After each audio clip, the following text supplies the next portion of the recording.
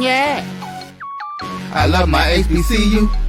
And boy, I love it, love it. I love it, love it. I love my HBCU. And man, I hope my team they won one. Yeah. I hope my team they won one. Yeah. Man.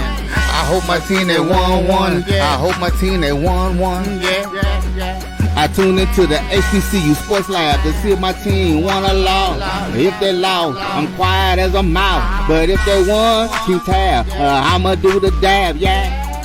Dr. Cavil, he know what he be talking about. Mike and Charles, they know what they be talking about. They compress the analytic data with the hip hop. If you know them like I know them, they gon' tell you if your team, if they won or lost, and who the ball.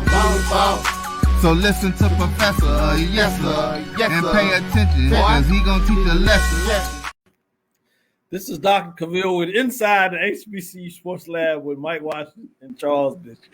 The behind-the-scenes talk now texts are out of control. Charles,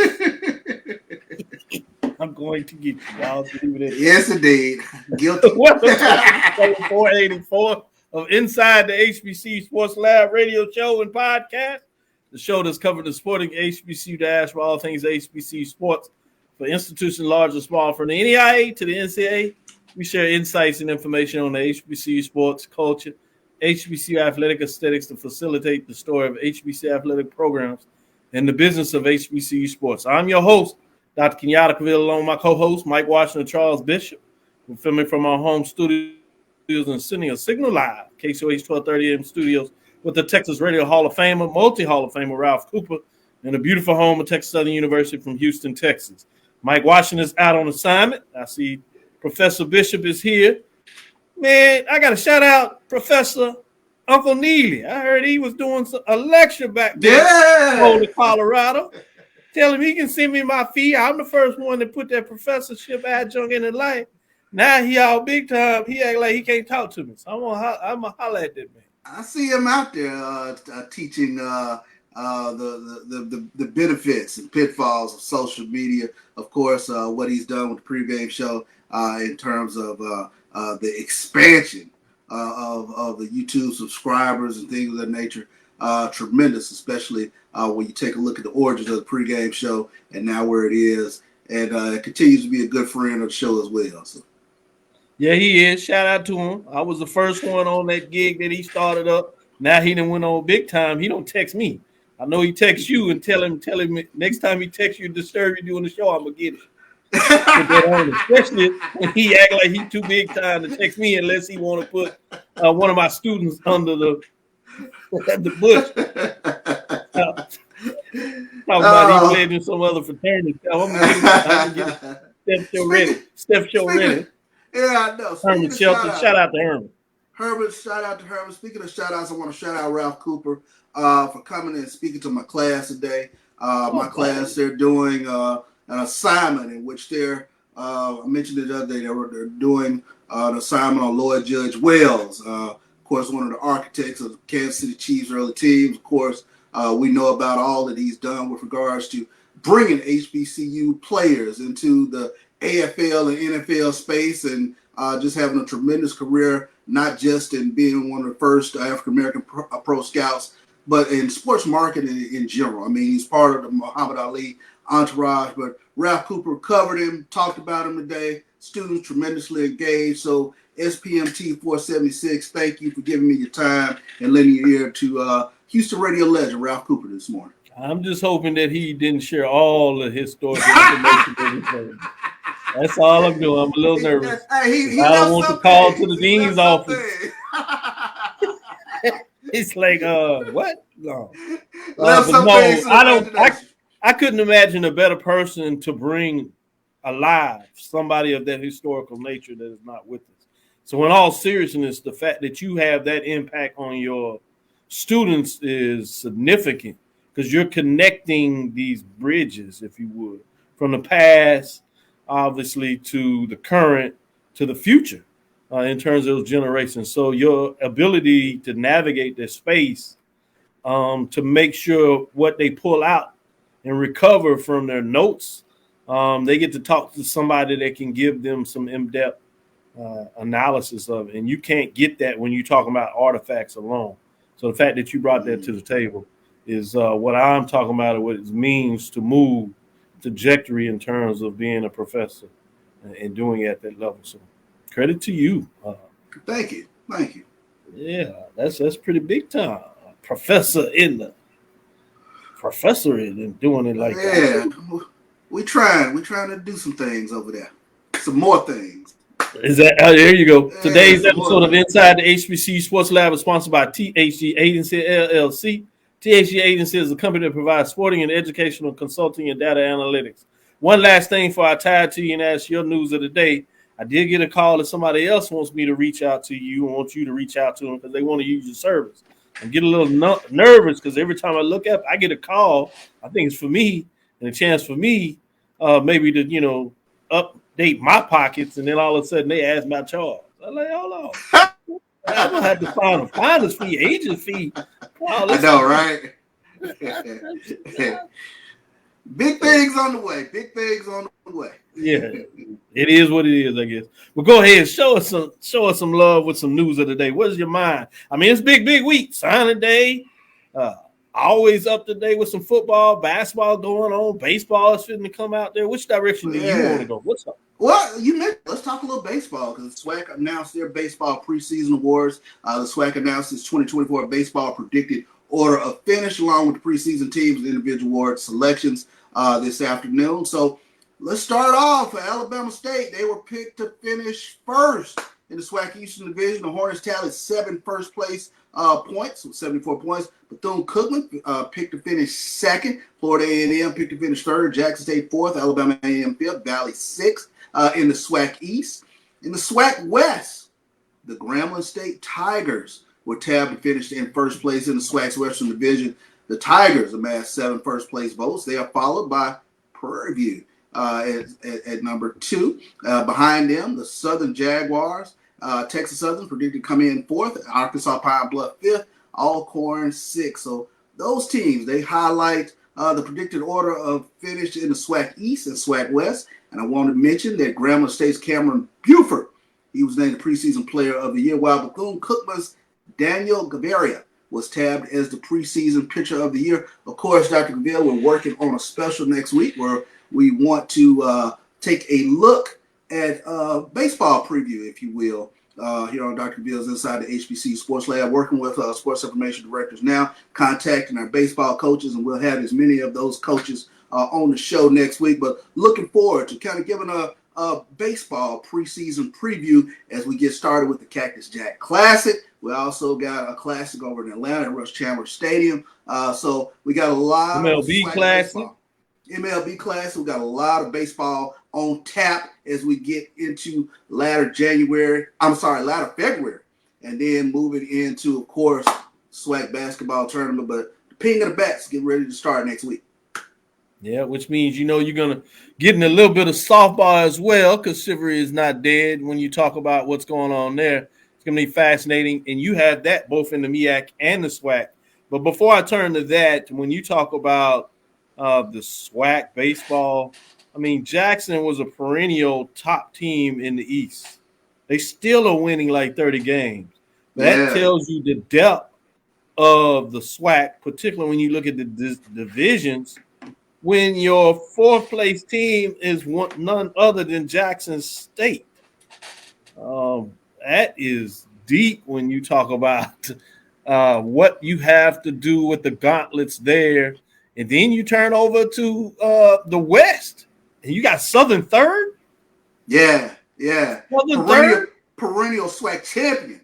Southern Jaguars are predicted to finish third. I tell you, the depth of talent in the SWAC with regards to baseball, tremendous. When you take a look, 1 through 8, it's going to be a fight to get into that SWAC tournament and play in that SWAC tournament. And then we saw some great games in the SWAC tournament last year. Tremendous games, pitching, timely hitting. All that came into place. I'm looking forward to a great SWAC baseball season.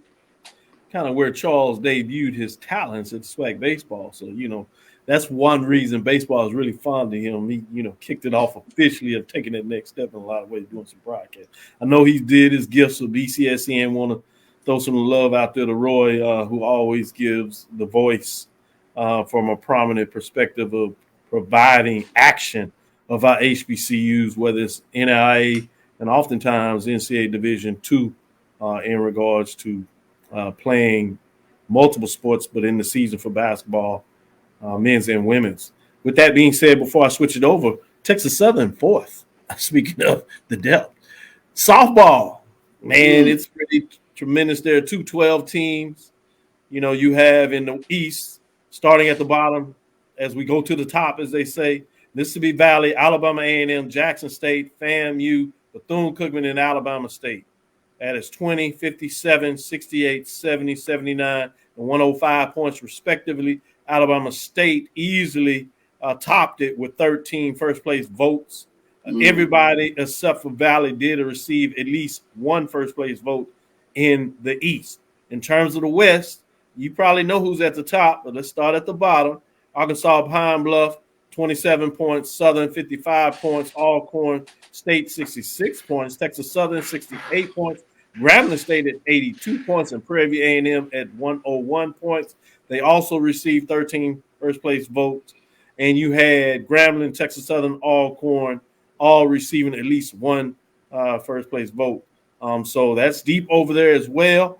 I'm going to go ahead and do MEAC softball to give you the top 8 before I shift back to you and give any thoughts that you want on that and give some additional news that you might want to share as well. Top 8 from the MEAC softball 2024 predicted order of finish, starting at number 8, Delaware State with 30 points. At number 7, South Carolina State at 33 points. 6, Maryland Eastern Shore at 50 points. Coppin State at 63 points. Norfolk State at 4, 83 points. Top 3 are starting with Howard with 1 first-place vote, 90 points.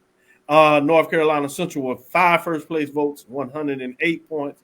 And Morgan State, 10 first-place votes and 119 points is your predicted order of finish for the MEAC. You heard it from the SWAC.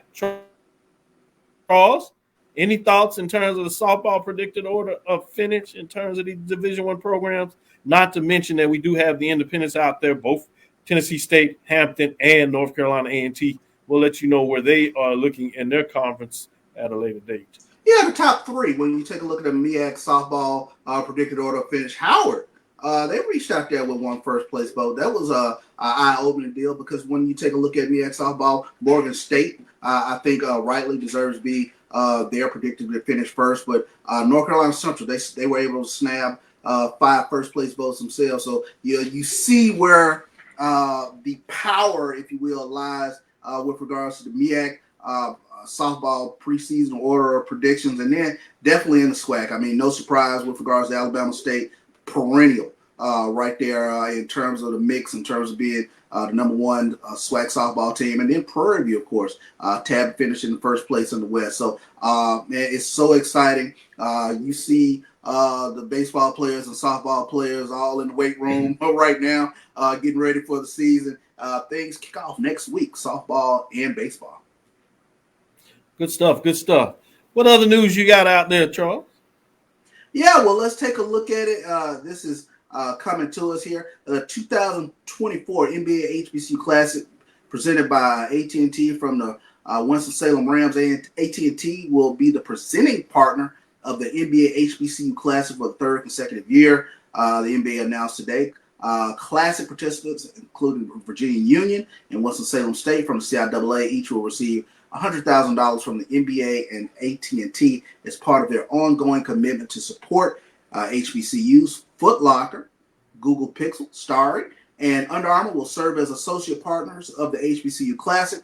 Additionally, HBCUs will be showcased throughout the weekend through various activations and celebrations. And then this Saturday, February 17th, next weekend, coverage of the 2024 NBA HBCU Classic presented by AT&T will begin at 2 o'clock and simulcast on TNT, NBA TV, ESPN2, with Grant Hill, Chris Haynes, and Brian Kuster serving as the on-air broadcast team. So looking forward to that. Yeah, that's cool. I like the way the NBA has been able to do that. Obviously, the first year, 2 years ago, is when they kicked these events off during the All-Star weekend, and you started with MEAC participants last year. You had the SWAC participants this year. That's SEC participants. So I imagine next year you get the CIAA involved. So that's fascinating. Question is, on the 5th year, will they rotate it back, keep it going? Will they dip down in the NIA with the GCAC? What may that look like? It'll be interesting to see over the next couple of years where they go and continue to go with this format. But certainly entertaining, been some good games, good matchups, fascinating to see what the NBA is doing, and kudos to all involved. Before we go to this next break, I did want to shout this out. This is a little different, off the beaten path. Fascinating to me as an academic. I got to put it on the table. Outside of the sports scenario, you would think, but I guess any institution figures out a way. Maybe you do have some sporting context, even if it's intramural.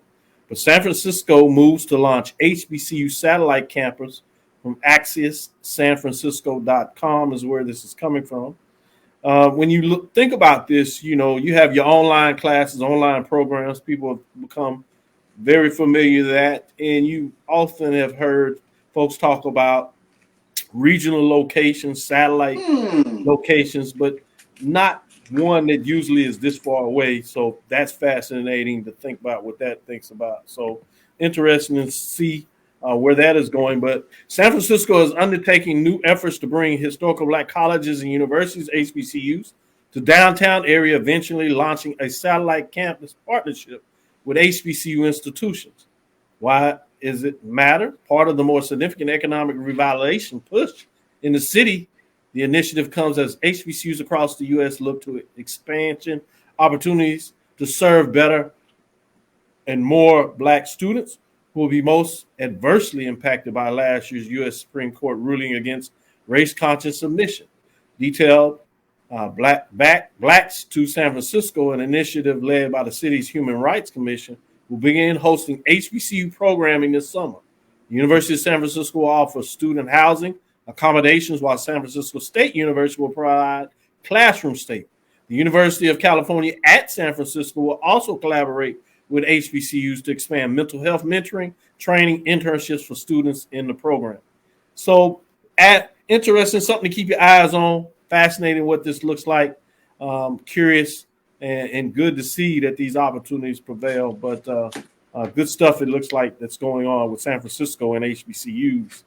With that, let's take our first break, come back on the other side, and get back into it. As we said, signing day was yesterday. We're going to talk to an expert in that area and get some general thoughts in terms of how they saw signing day for HBCUs, particularly out of SWAC.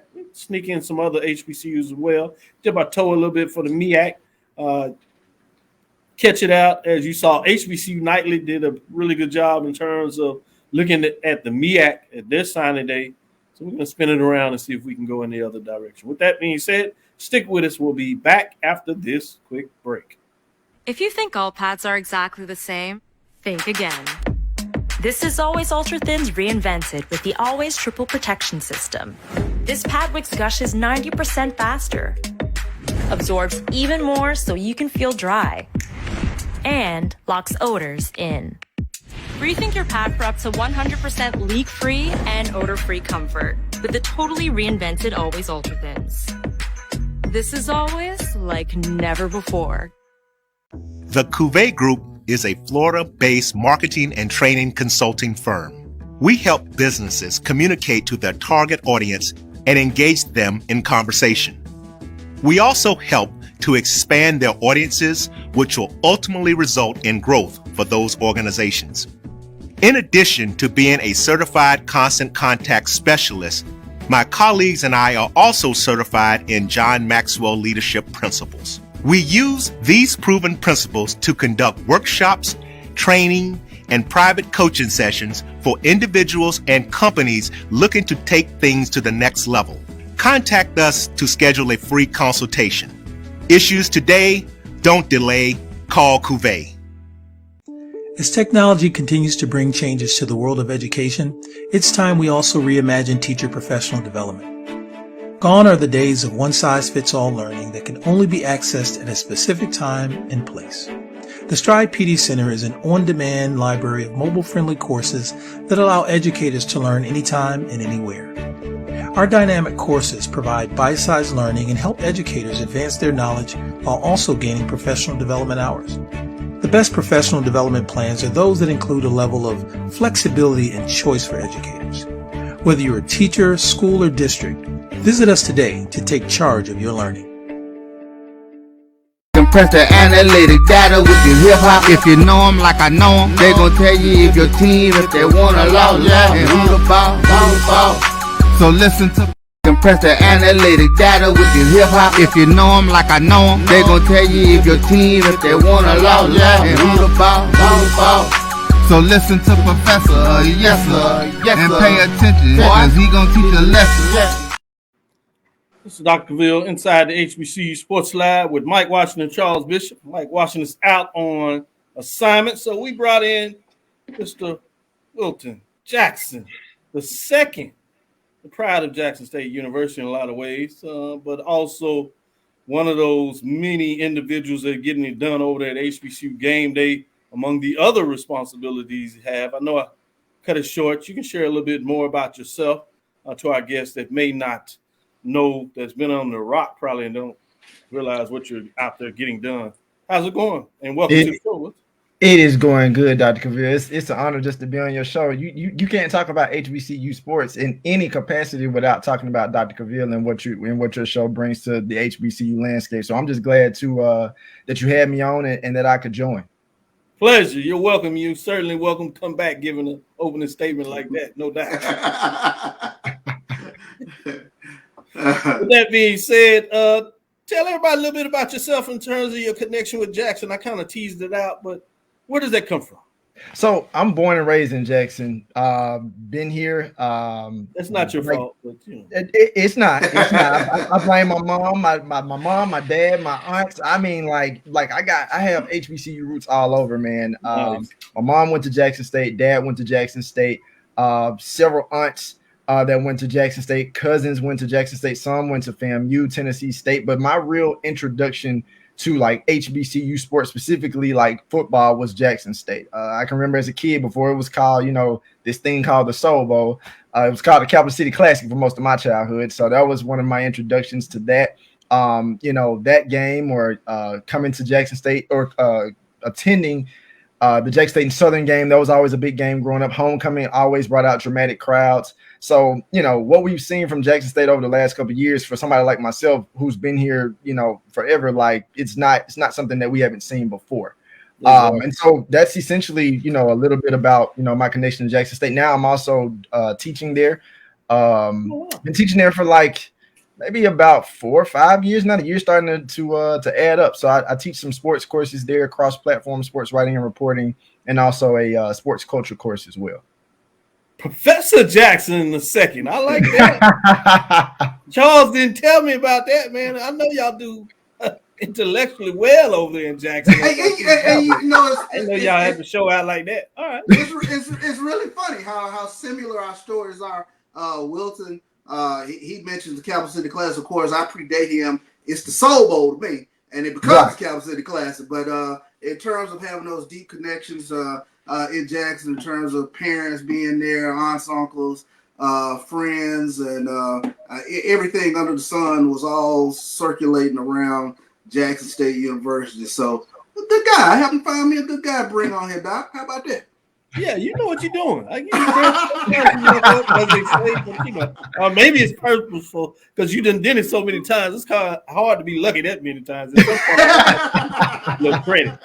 But Professor Jackson, with that being said, anytime you need a guest lecturer, just let me know. We'll support HBCUs across the board. And obviously, we do a lot of focus on athletics, sports, and those kind of things. But the passion is about really getting in front of our students, young people, and providing them with the tools that are necessary to be successful.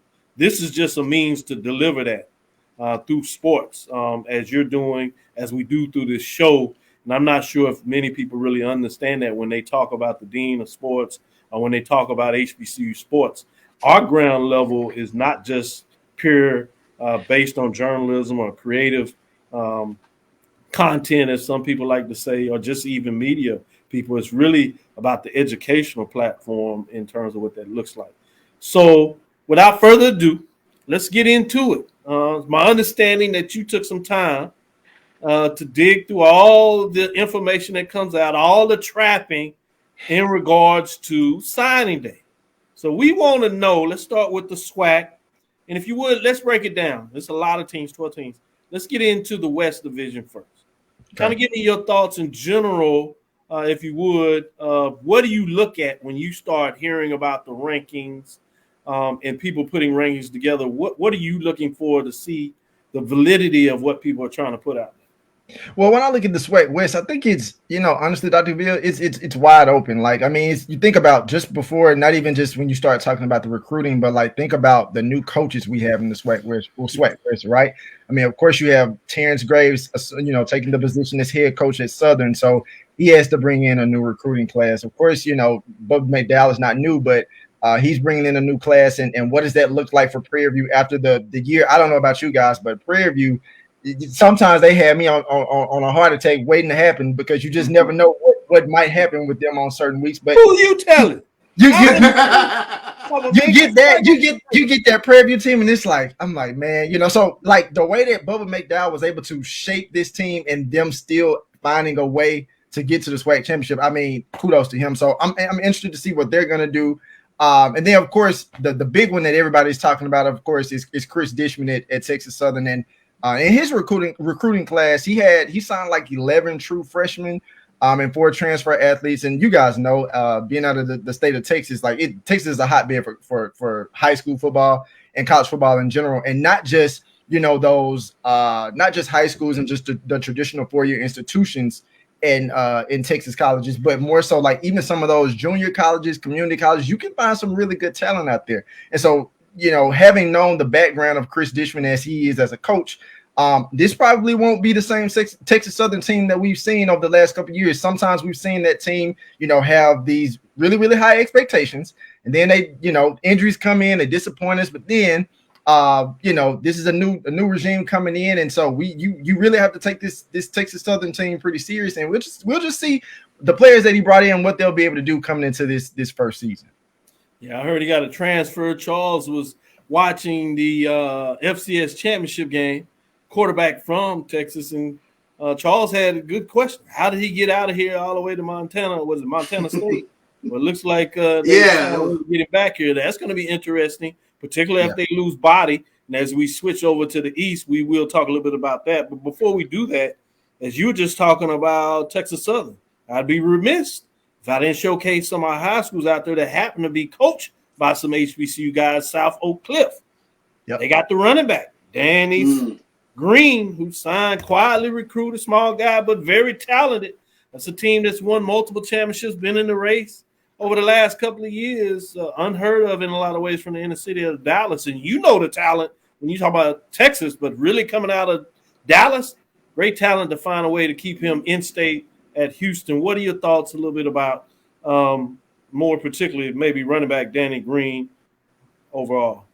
I think he has an opportunity. Like he's smaller in size, but I mean, a lot of times you see some of the players that come in through the SWAC, they may be smaller in size. In some cases, they still have a big impact. I think this is a running back, but potentially being that he's from Dallas and played for the program that you were just talking about at South Oak Cliff, I think he has a chance to come in and probably make an immediate impact. And it's another player in addition to Danny Green that they got from South Oak Cliff is a wide receiver, and Ricky Evans, another almost kind of like a slot type wide receiver, 5'9", 175.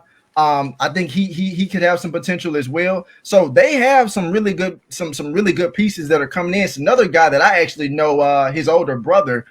He kind of flew under the radar a little bit. Aaron Kizzy, a linebacker, 6'2", 220 from Houston, went to Shadow Creek High School. He put on some. I've kind of watched him from a distance. He put on some weight over the years, and so I wouldn't be surprised if he brought some talk and some traction to the SWAC next year as well. Shadow Creek for those folks out here is a relatively young program, as I'm sure Charles was about to put in there, but they've been able to make some strong runs in the playoffs. Let you know how quick the talent and that talent pool out there that in that Houston area as you start to go to the suburbs that has a lot of financial individuals of African American Black descent that are doing well. You start them flourishing out Tascasita. But as you said, that's another good one when you talk about Pearland, Dawson Oldham, those kind of area. So you're getting kids out there. You're also getting kids with winning attitudes, which I imagine Chris Dishman is seeking to do. With that, Charles, ask the follow-up question, and let's go to the next segment. We'll go to the East, but let's stay in the West for right now. Yeah, I'm going to stay in the West, but I'm going to sort of change up a little bit in terms of asking this question. A lot of reveals, a lot of signing parties yesterday. Even from a social media standpoint, going into this season, which is going to be wide open, how do you think the fervor is with regards to SWAC fans in terms of this signing day and moving forward going into the season? What is sort of the lay of the land with regards to SWAC fans looking at this signing day and hoping for the best in terms of next year?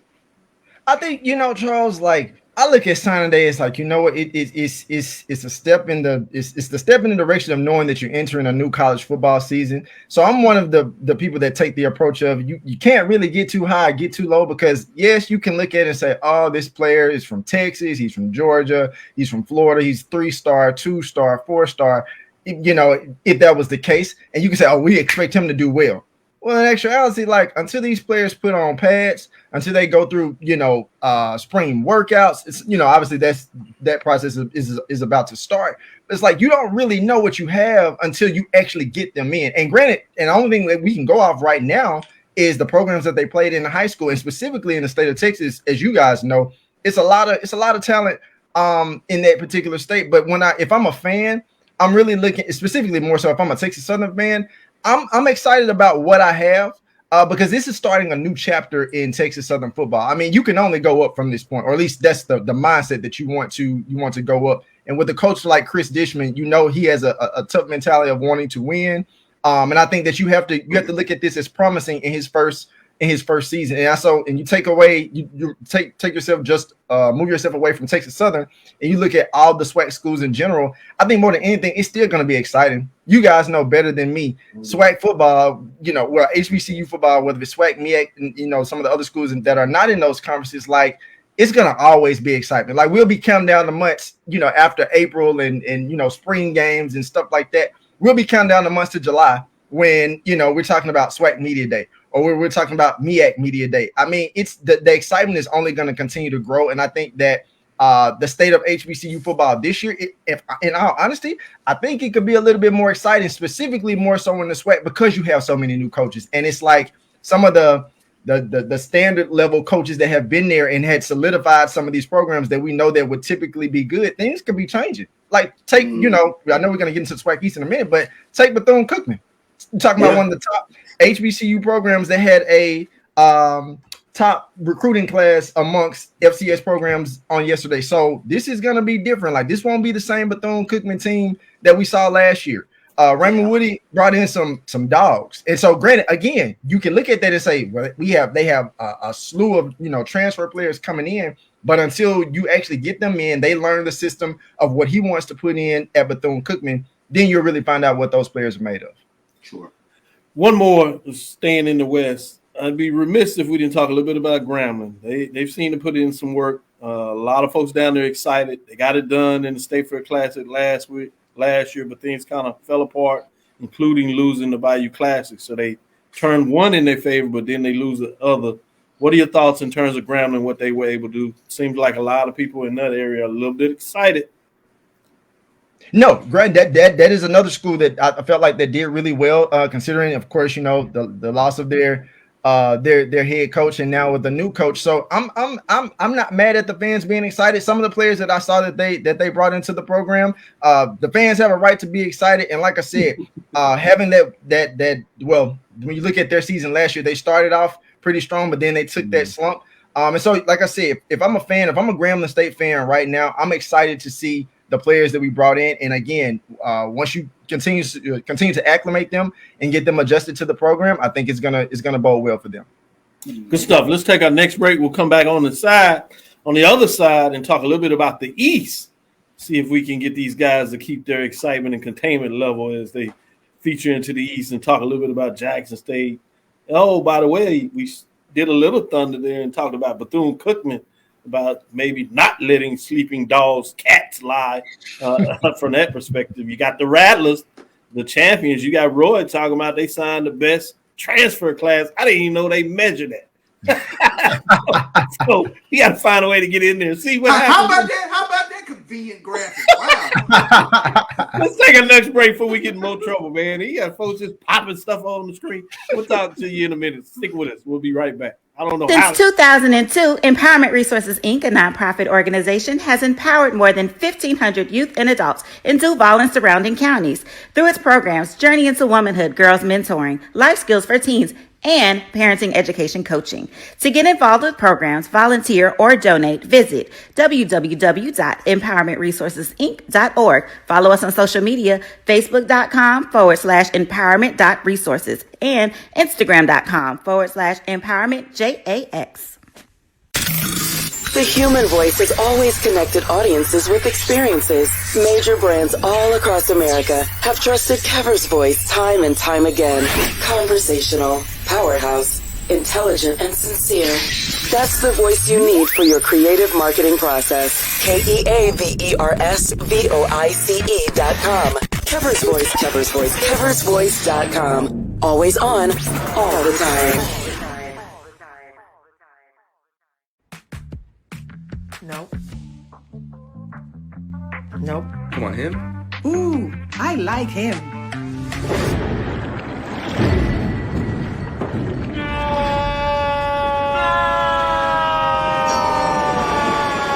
Quick, the quicker picker-upper. Bounty picks up message quicker, and each sheet is 2 times more absorbent, so you can use less. He's an 8. He's a 9. Bounty, the quicker picker-upper. From novice to aficionado, find yourself here. High quality cigars plus personal customer service. Slow Burn is Waco's only mobile cigar lounge, featuring a meticulous, curated collection of premium cigars. Visit our website, www.slowburnwaco.com. That's www.slowburnwaco.com. Compress the analytic data with your hip hop. If you know them like I know them, they gon' tell you if your team, if they wanna lose, and who the ball. So listen to Professor, yes sir, and pay attention, cause he gon' teach a lesson. This is Dr. Will with Inside the HBCU Sports Lab with Charles Bishop, as well as Professor Wilton Jackson II, SWAC analyst extraordinaire, giving us some insight of signing day and beyond, about what to look forward to next year. As folks always have football Joneses, and you said it perfect. I'm not sure it mattered who was signed in the SWAC, particularly over the last couple of years with the expansion. There are just storylines galore, and they do not stop all season around. If you wanted to, you literally could talk SWAC football pretty much every day of the week, 365 days black, as they would say it for the SWAC. We try to diversify, but Charles finds a way to reel me back in. But he's right. So that's what the fans want. I'm like, man, please. But we got our specialists in here, so we're going to give the people what they want, as they say. Speaking of the good folks out there. Well, let's go to the East. I know the East has been the king. That's why I wanted to start with the West. We're trying to figure it out over there a little more than everybody else. Last 3 years since expansion, the champion has come out of the East. They've locked the door. In the last 2 years, they actually dominated the conference when you looked at the crossover games, total wins. And we came out the door with this expansion in 2021 with Alcorn sliding over. That was the previous dominant program. Many folks thought the West would be the superior division. Were we fooled? Other than Charles. Charles warned us and told us real quick. And then about halfway through the season, when he started looking at the numbers, he did a little data analysis, taking Mike's role, and he made sure I knew that as well. With that being said, is the East still going to stay dominant? And if so, tell us why, based on what took place yesterday in some of these transfer signings as well. So when you look at the East, like you're talking about, obviously Jackson State, FAMU, Alabama State. And so I'm going to start with Jackson State first. They brought in 26 new players to the team. And you're talking about a team that's going to keep, obviously Jacoby and Morgan is going to be back at quarterback. Zai McDonald's going to be back. They're going to have some key running backs that's going to be back. Evan Neal will be back at center. But some of the players that they brought in, a lot of them, some of them are from Mississippi. Either are from Mississippi or they played in a program in the state of Mississippi. So on the defensive side of the ball, they brought in a defensive back from Jones College, Sadiq Thompson, somebody to look out for. Defensive back Tony McCray from Georgia State, really liked some of the tape that I saw on him. And then also a defensive back from Georgia State, Jalen Tate, somebody to keep an eye on as well. But really, of course, and when I talk about the defense, Jackson State's defense, we know that it still was pretty strong for the most part last season. Secondary was tops in the conference and coming up with interceptions, and we know what they were able to do. But anybody that knows Jackson State, when it comes to Jackson State football, the one key factor that always matters, that will always matter, is what does the offensive line look like? So, and if you look at the recruiting class that they had, they brought in 1, 2, 3, 4, 5, 6, 7, almost 8 offensive linemen. Like you had an offensive lineman, you guys may be more familiar with him than I am, from North Texas, Isaiah Villanueva. Then also an offensive lineman, from Louisville High School, Devin Love. Pretty consistent guy. I like the tape that I saw on him as well. And then, of course, from a local standpoint, they had a guy, Syson Burke, from Ridgeland High School, that I think that could have potential to be in the mix as well. And so when you look at this Jackson State team, everybody pretty much, well, I can't say everybody, a lot of people doubted what TC was going to do in his first year post Deion Sanders' tenure at Jackson State. Anything, he continued to, each week throughout the season, continued to defy the odds. So if you're TC, you couldn't have asked for a better first season. And now it's just like you're going to continue to build on what you have. And from looking at this recruiting class of what they have, and considering some of the players that they have coming back, that some jumped into the transfer portal and opted to come back, this is still very much a team that can compete in the SWAC East, especially now that FAMU is having some changes, of course, where they have a new coach in Coach Kazi. Of course, Bethune-Cookman in Alabama State, but this is still a Jackson State team that can very well still compete for a SWAC title this year. Man, so we still got to worry about Jackson State. Yes, D, I love it. Charles, go ahead and get here, man. And there's a 1,000 places to go, but especially you mentioned Jackson State. There's always going to be focus on the offensive line, but I wanted to focus on another position because as the saying goes, you have a quarterback, you're halfway there. With Andrew Body now coming over from Texas Southern to Alabama State, especially in the SWAC East, were there any signings with regards to the quarterback position that kind of raised an eyebrow? You mean as far as like other quarterback signings in the SWAC East? Yeah. Not super big, but I will. There is one. At FAMU, the quarterback Daniel Richardson, he comes from Florida Atlantic. He played at FAU and Central Michigan, and he could be in a potential battle, with Junior Miritovich at FAMU as their starter next year. So that could be something to watch. FAMU, of course, had some other key players to come in. A running back from Florida State by the name of Rodney Hill. He'll be somebody to keep an eye on as well. But as far as like the quarterback situation, Daniel Richardson from FAU could be one to watch. No problem. You teased out a little bit about Bethune-Cookman. Go ahead and give me some more insight. Obviously, news came out that they were, second and third, top 10 in terms of all FCS ranking, number one HBCU program in terms of the FCS ranking? Yeah, so they were in the top 2 amongst HBCUs for FCS recruiting classes. Number one, we already knew this one.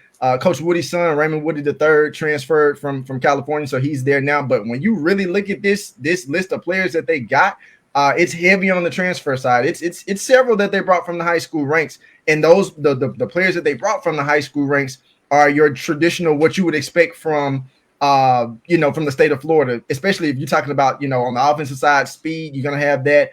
They also had some big guys they brought from the high school ranks that won championships on the high school level that I think are going to be competitive as well. So I wanted to put that point out there as well. But from a transfer standpoint, they brought in a wide receiver by the name of Sean Russ. He played at Arizona State before he decided to transfer. He initially committed to Florida. but now he'll be there as well. And a lot of these players, what I noticed about them, they were at other schools, but they didn't have much playing time at a lot of these other schools. So you're talking about fresh legs. They'll be able to bring a lot of experience, Power 5 experience and exposure from some of these programs that they played at, and bringing that to a Bethune-Cookman program that's looking to solidify its place in the SWAC East, and of course under Raymond Woody's direction. You're talking about a running back also, Courtney Reese. Spent 4 years at University of Nevada, Las Vegas. He has a track background from a high school in Miami, so that tells you right there he has a lot of speed. They have a defensive lineman by the name of Oren Patu. He spent 1 year at Arizona and 3 seasons at California. He was a 4-star recruit coming out of high school, so that tells you a little bit about him. Defensive lineman Thomas Nance. He came from Tennessee State. Didn't play in 2023, but he also spent a couple seasons at South Florida from 2019 to 2021. He was a former 3-star prospect coming out of high school. They had a linebacker, Tremaine Mahia Pastor. He came from Colorado State, didn't play for them last season, but he spent his first 3 seasons at California. So, again, you're seeing a lot of, strong Power 5, experience coming into BCU. And then you look at a defensive end, Dallas Corbett. He spent 5 seasons at UCF. But he only played in the 2022 and 2023 seasons. He was the number 19th player in the state of South Carolina coming out of high school. They also brought in a cornerback by the name of Terrence Alexander from Jacksonville State. And some of those high school players, two players that stood out to me was an offensive lineman by the name of William Roberts. He had offers from Colorado, FIU, Marshall, and Miami. He also was on a team that won a Florida Class 7A state title. And then an offensive lineman by the name of Varen Clark. He's from Miami Gardens. Played at Miami Northern High School, helped them to a 14-1 record. So, again, anytime you have, a team where you're trying to, set your pace and set your mark on what this identity and what your team is going to look like, whether it's from, having a good quarterback, you also need to have a strong offensive line. So, they have some pretty strong recruits. But again, I still won't say this is an automatic win to say they're going to win the SWAC East next year. I mean, the competition is still going to be tough. The games are still going to be played on the grass. And it's just going to make for a more exciting brand of HBCU football next season. Well, for the fans out there that are entertained by that, you set us ablaze in terms of all that information. But for those that are weak of heart, you just gave a little more pain. You talking about the SWAC, particularly SWAC East just got deeper. Oh, yeah. Thanks for sharing that, Charles. Yeah, I tell you what. I'm just doing my job. Yes, you are. And I think you touched on something that I'm really excited about in terms of you've had a lot of churning in the conference, either coaching or rosters or whatever the case might be. But I think that's going to make for a really exciting season.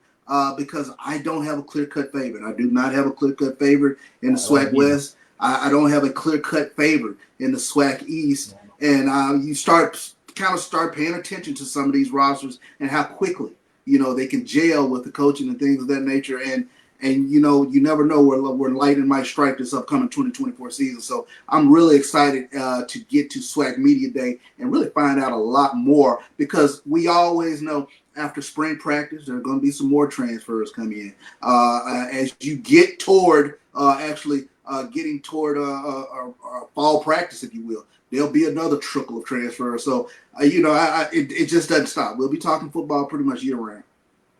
Absolutely. And to your point, one when I look at the changing of coaches in the SWAC East specifically, with Coach Causey taking over at FAMU, and granted, that was a lot of many days of figuring out who was going to be the next coach at FAMU.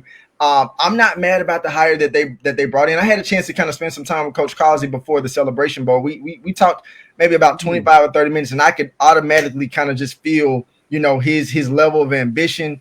Obviously coming from the defensive side of the ball, his level of ambition, his energy, he's gonna be ready to go. I can't say that FAMU's gonna win the SWAC East again and get to the Celebration Bowl or SWAC championship or what have you, but I do think that this is still gonna be a team that's gonna be a force to be reckoned with. And I don't think him as a coach is you're gonna see a decline. So between him and then also, and Charles, you mentioned this with Andrew Body coming to Alabama State, and this is no discredit to the quarterbacks they've had before Body. But now, again, if Body can stay healthy, with a lethal defense that Alabama State has had over the last couple of years, they could become a favorite quick if they can put it together. Because Eddie Robinson is not a bad coach, you know. So being able to kind of watch and see what he does, and then of course Jackson State with TC and what they're putting together, it's gonna be exciting. Yeah, new offensive coordinator at Alabama State. They got to score some points now. Yeah. Yes. And then you got Alabama A&M over there quietly lurking, and you just never know when they might just get enough to get right. You know, everybody likes to be like, they done. That's the perfect time, it seems like, when they find a way to bite you literally, no pun intended. With that being said, the last thing here I want to bring to the table is body. I mean, it seems like body, what you hear, particularly with it being Super Bowl week, I guess we can tease this a little bit out with San Francisco and Purdy. You know, people have two ways. They either think he's like the next big time thing coming, or people are like down in the dumps. And it's interesting when you think about body, how he moves the needle one way or the other. People really don't think much about him, or they think everything about him. And it's just weird to see that case. And it reminds me of so much what people are talking about Brock Purdy at the NFL level. Obviously, certainly a different level, and I'm not saying it's the same type of player, but just the framework of how people talk to him. With that, what are your final thoughts in terms of moving in there? Because we want to bring you back. I really enjoyed the way that you break this stuff down. And a couple of Sundays ago on Sports Wrap, Brian and AD did a breakdown where they looked at the schedule. Mm-hmm. And they looked at the schedule based on the win percentage of last year and talked about who had the toughest schedule and those things. So in a couple of weeks, I'd like to get your thoughts on that as we get into spring ball, talk a little bit about spring ball, but then we can talk a little bit about the scheduling and just your general thoughts. I'll get that information on there. Maybe we can sneak Brian in here to kind of play the data and bring that to your table and get your thoughts on that. But before we go, your final thoughts in terms of what we can look forward to. No, I think when I think about specifically, and I'm gonna tie it into Andrew Body real quick and then get to some others. But Andrew, when I look at him, it's more so because when I think of Brock Purdy, you know, people are saying, "Oh, he's a game manager," yet he found a way to make some plays in the NFC Championship game to win the game. When I look at Andrew Body, I don't see game manager. I think more so than anything, if he stays healthy, and when he is healthy, he can make plays. Like he's a playmaker. He's a game changer. And I think coming into a program like Alabama State, and like I said, this is no discredit to the work that he was able to produce and do at Texas Southern, but I think he enters an Alabama State program that has truly established a winning mindset right now. Like, granted, I feel like Coach McKinnon was building to that. I think Coach Dishman is going to create that at Texas Southern, but with Eddie Robinson at Alabama State, there's just a certain layer that's already in place. And if you're somebody like Andrew Body, I've had a chance to talk to him briefly during SWAC Media Days. He wants to win. He wants to do whatever it takes to win. And granted, all the things about him, transferring from Texas Southern, joining Alabama State, I think this could be the best possible fit for him to really not only take his game to the next level in that program, but then also seeing Alabama State really take that next step. And it's not to say that Alabama State hasn't been relevant, but Charles can probably attest to this, and you as well, Dr. Cavil. During my childhood, I'm a little biased. I watched Jackson State a lot.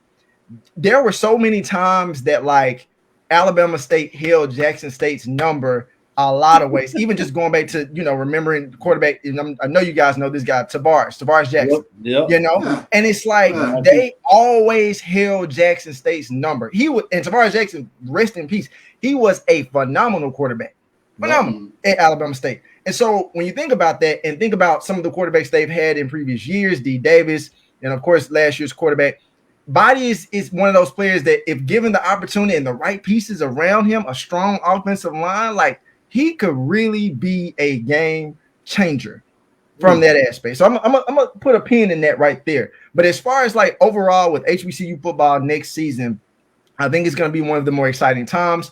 I think we still are seeing high quality players still coming into HBCUs, whether it's the SWAC, the MEAC, and even at Tennessee State, they had their first winning season in 6 seasons. Shout out to Coach Eddie George, taking the route that he still is to build that program back up.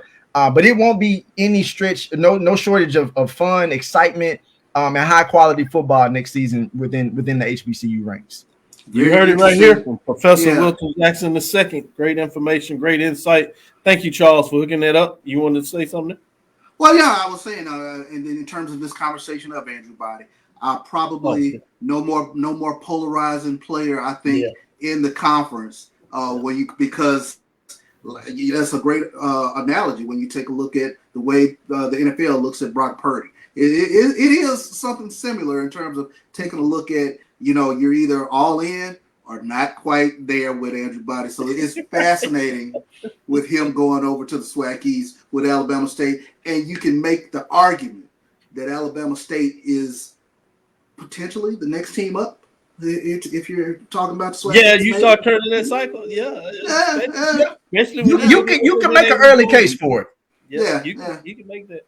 Well, you talking about stirring the hornet nest? We did it here again. But that being said, we'll take this last break. No pun intended. All pun intended. Professor Wilton Jackson II. We appreciate you. We'll be right back after this last break. Since 2002, Empowerment Resources, Inc., a nonprofit organization, has empowered more than 1,500 youth and adults in Duval and surrounding counties. Through its programs, Journey into Womanhood, Girls Mentoring, Life Skills for Teens, and Parenting Education Coaching. To get involved with programs, volunteer, or donate, visit www.empowermentresourcesinc.org. Follow us on social media, facebook.com/empowerment.resources and instagram.com/empowermentJAX. The human voice has always connected audiences with experiences. Major brands all across America have trusted Cavil's voice time and time again. Conversational, powerhouse, intelligent, and sincere. That's the voice you need for your creative marketing process. KeaversVoice.com. Cavil's Voice, Cavil's Voice, CavilsVoice.com. Always on, all the time.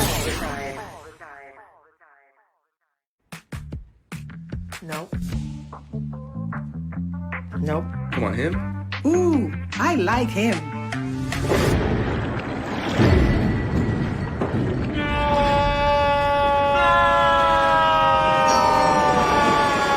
Quick, the quicker picker-upper. Bounty picks up messages quicker, and each sheet is 2 times more absorbent so you can use less. He's an 8. He's a 9. Bounty, the quicker picker-upper. From novice to aficionado, find yourself here. High quality cigars plus personal customer service. Slow Burn is Waco's only mobile cigar lounge, featuring a meticulous, curated collection of premium cigars. Visit our website, www.slowburnwaco.com. That's www.slowburnwaco.com. Compress the analytic data with the hip hop. If you know them like I know them, they gon' tell you if your team, if they want a lot, and who the ball. So listen to Professor, yes sir, and pay attention, cause he gon' teach a lesson. This is Dr. Ville with Inside the HBCU Sports Lab. Charles, I want to get in a little bit of basketball talk and get your thoughts on some of the matchups coming up this weekend. Looking at the SWAC and the MEAC, I'll tell you whose games that are lined up, and I want to know your thoughts in terms of who are the best teams or who do you kind of think are some of the best matchups, I should say. We'll look at it both from the MEAC as well as the SWAC. Maybe sneak in some of those games with in the Ohio Valley with Tennessee State getting it going tonight. You have Tennessee State on the road at Lindenwood. Remember, that's the transfer program that went from Division II, Division I, their second year in the conference, getting it done. Tennessee State beat them earlier. Be interesting as you starting to see the second half of that play. And then obviously you have on the women's side, you have North Carolina A&T at Charleston. Looking at those matchups, you have a game today with A&T at Charleston. Charleston is 16-7, so it's a tough one for the Aggies on the men's side. It'll be interesting to see what that looks like. But getting into it a little more in terms of the SWAC. Starting the second half, you saw 9 of them go down. You see at the top of the conference right now, you have Southern and Grambling tied for first, and behind them it's Texas Southern. But what do you see going into this second half of the season, first weekend to get things started. You have Alcorn at Pine Bluff, PV on the road along with Texas Southern on that Florida swing. PV's at Bethune-Cookman, Texas Southern at FAMU in terms of Tallahassee. And then you have the Alabama schools as they go to Louisiana. Alabama State takes on Grambling first, Alabama A&M on Southern. And obviously, you know those games flipped, closing it out with Jackson State at Mississippi Valley. So we have a little bit of that Mississippi rivalry going there. This is interesting as on the men's side, you know, Valley hadn't got a win, but they playing a Jackson State team that's struggling a little bit. What games are you looking at this weekend? Yeah, I think you touched on it. The question is, can Jackson State get off the schneid? They've lost 4 in a row, but things are so jam-packed in the SWAC. When you take a look at the top 2 teams, Southern and Grambling, both at 7-2. They got the Alabama schools coming into Louisiana this weekend. I think you're going to get some great games, both with Alabama A&M and Alabama State, especially the one that I'm really kind of peeking at is Southern versus Alabama State. I think that's going to be a great one.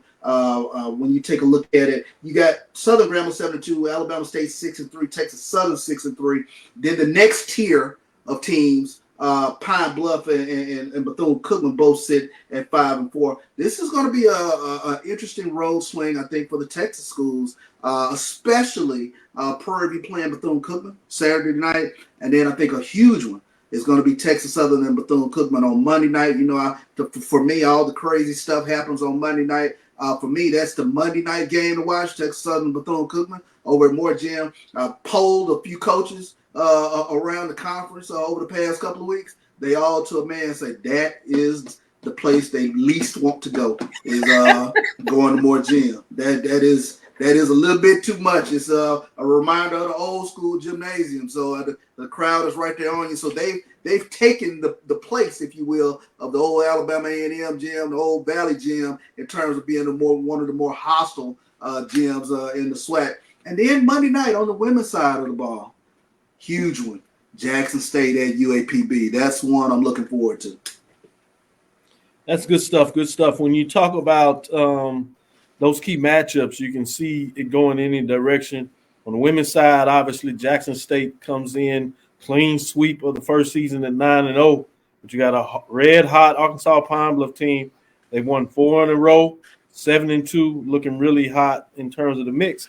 Then just beneath that, you have Grambling State with new coach playing some really good basketball in a lot of ways. Fascinating to see what they're doing. And then you have 3 teams tied behind them with Southern Jaguars, Prairie View A&M, and Alabama A&M. What's intriguing about those programs that are 5-4 is you've seen highs and you've seen lows. They've kind of gone in multiple directions. So it'd be interesting to see if any of those 3 teams can kind of like turn the page. Can they get that uptick to make a statement in the final half of the season that they'll find a way to maybe go deeper into the race? Any thoughts on that? No, I think that's interesting look-see, especially Jackson State's women. They got their nose blooded a little bit against Southern. And that was interesting to see. But to their credit, they fought back. But that game was at home. They got a couple of road games that bear watching. I think the UAPB game bears watching for me. And then for whatever reason, I don't know what it is, but the Texas swing, the Texas trip, always seems to be a tough go for Jackson State's women, especially going out to Prairie View. So they were the ones who ended Jackson State's last long regular season win streak. So I think there are a couple of games to watch with regards to Jackson State's women. They've been dominant thus far. They've been fun to watch. Watching them come back against Southern, I thought that was huge. And then just seeing, and I was talking to a couple coaches today. At this point in the season, you got nagging injuries just as you get over the halfway point, and it's going to be really interesting to see how teams kind of navigate minutes of some of the starters to have some fresh legs down the stretch and try to have some momentum as we move towards March. So I think that's going to be kind of interesting to watch. Before I get you back and talk about the men's side with Tennessee State, I'd be remiss if I didn't talk about North Carolina A&T and the Aggies and what they're doing. They won 8 straight. They have a matchup that features 2 14-16. That's North Carolina A&T sitting at 8-1 in the conference, and Charleston Charleston, College of Charleston Cougars. They're sitting 6-3. Big matchup to maintain the matchup that is coming near the end of the season with Stony Brook that's tied with them at 8-1 in first place. But you got to get past this Cougar team. So I'm intrigued about this matchup as you look at it going on, which is a game that will be played tonight as they're on the road. So keep your eyes on that. Any general thought in terms of just how well the Aggies are playing? Important for them to get a win tonight and not look forward to that matchup against Stony Brook. I think that's going to be huge for North Carolina A&T. A little bit about the men's side. Tennessee State, they were playing some good basketball. They played the top team in the conference. Didn't do too well last week, but they got a chance. The level set as they start to get things going again. Top 5 program. What are your thoughts against Lindenwood? They sit at 13-10, 8-15. Is Lindenwood in terms of that matchup? They are on the road. You always know it's tough to be on the road. Yeah. But Lindenwood is just 2-8. They're still trying to figure out their spaces. They're moving it to that Division I level. Any problems you see with Tennessee State this week as they are 3 games back of Morehead State Eagles. Again, they dropped that crucial game, but they're still in the mix a little bit. Tied with SIU at 6-4 and behind 3 teams are trying to get in that top 4 seeds, getting ready for that tournament. They're behind Western Illinois. They defeated them at 8-2. But UT Martin, Skyhouse, Little Rock Trojans are sitting at 7-4 as well. Any thoughts of Tennessee State in terms of Lindenwood? No, I think they get the win against Lindenwood. With regards to Tennessee State, I think defensive rebounding, that travels well anytime you do that well. And Tennessee State is in the upper echelon of the OVC in terms of defensive rebounding. So I expect for them to get the win on the road. The MEAC, they're off pretty much this weekend as they kind of flip things with just 14 teams. You do have the Chicago State matchup with South Carolina State. We'll see what that looks like. Any final thoughts in terms of basketball? I'll let you have that. But before you do that, I'd be remiss if I didn't share the top 5 in terms of what's shaped out. I'll just provide the top 5 teams. On the women's side, nobody dropped out. Did get a rearrangement of teams. You have number 5, Miles Lady Golden Bears, 17-3, 13-1 in the SIAC. You have at number 4, Virginia State Lady Trojans. They do fall to a spot, 18-3, 9-3. At number 3, you have Xavier Gold Nuggets, 17-4, 14-2 in the Red River Athletic Conference. Very strong there. At number 2, Fayetteville State Lady Broncos, 19-2, 12-1, 3 first place votes. And you have Russ Lady Bearcats continue to get it done, 19-3, 11-1, remain at number 1 and really having a good season. Wanted to give you a chance to kind of brag a little bit about the mid-major on the lady side. Let me, as I'm constantly reminded, let me make sure I contact Russ Lady Bearcats coach, try to get them on the program before we get immersed in the baseball. So so a certain member of my household can get off my case about it. So, hey, I tried to make sure you got that shine. We got them at number 1. So you're doing your part. You just tell them they are number 1. Dr. Will got them number 1. So we are talking about it. On the men's side, Langston still gets it done, but let's look at the top 5. We did have a team drop out. I will say that. Benedict Tigers hit a rough spot. They lost 2 in a row. Remember, this team that came in undefeated in regular season, took tough losses to Clark Atlanta Morehouse, and now they've fallen on hard times. So be interesting to see if they can right that ship. They're at 11-4. And while you had 3 teams out of the SIAC, that's changed this week because now you have number 5 Xavier Gold Rush. They jump in there 16-4, 13-3. Playing some good ball in the Red River Athletic Conference. They're second seeded in the conference race right now, a game behind the top team there, playing good, but they were not ranked last week. They jump in.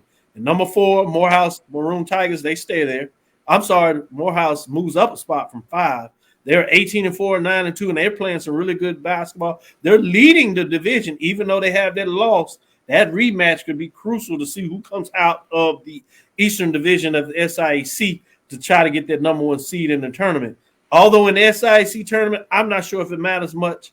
I will say this also, it's just tough for what's going on. CIAA, Winston-Salem State, they've fallen to like 4th in that seed. So I didn't have any team. This is the first time I've noticed. I didn't have any CIAA team, not only in the top 5, but even receiving votes. They're all stacked up there, multiple losses.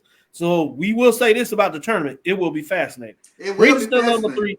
Talladega Tornadoes are 18-3, 12-3. They move up one spot from number 4 last week. And number 2, Clark Atlanta Panthers. I like what they're doing, 17-4, 11-4. Got in a little thing after the end of the game. I hope that doesn't lead to any suspension because they are doing well, playing some good basketball. They've ridden the ship playing some good basketball, as I say right now. Previously ranked 3, they move up a spot, 64 points. Livingston Langston Lions bounce back from their loss. They're 21-1, 14-1. First HBCU program with 20 wins, looking good, doing it. 8 first place votes. They still hold on all. That does it for the top 5 mid-major. Anything on the mid-major from the men's side?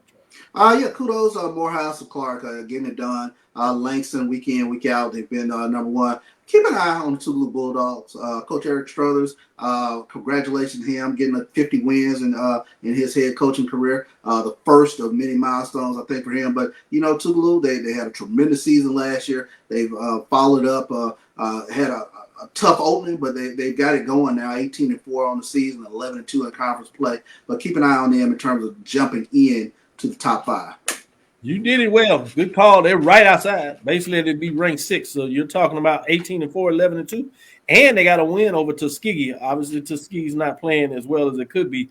But you talk about taking the Division II. They got it done. So great point that you pointed that out.